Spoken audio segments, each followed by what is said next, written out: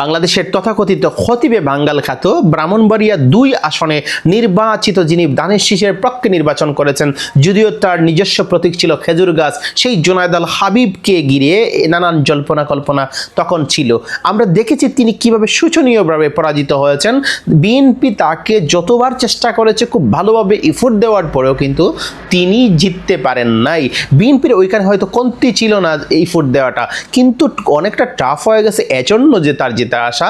কারণ বিএনপি থেকে সদ্য বহিষ্কৃত রুমিন ফারহানার প্রতিদ্বন্দ্বিতার মুখোমুখি হতে হয়েছে তাকে। এই রুমিন ফারহানার হাঁস মার্কা যেটা ছিল, এই হাঁস মার্কা খেজুরটাই খায় নাই, শুধু খতিবে বাঙ্গাল খ্যাত সেই জুনায়েদ আল হাবিবকেই পুরা গিলে খেয়েছে। এই জন্য মানুষকে বিভিন্ন রকমের মোটিভেটেড করি, মানুষকে এঙ্করেঙ্গা তেঙ্করেঙ্গা করে ফেলি, এজন্য মানুষ আমাকে ভোট দিয়ে দিবে। তাহলে বলতে হয় দেখেন রুমিন ফারহানাকেও তো মানুষ ভোট দিয়েই জিতিয়েছে, আপনার থেকে বিপুল ভোটে জিতেছে, প্রায় ৩৭,০০০ ভোটের ব্যবধান নিয়ে রুমিন ফারহানা জিতেছেন।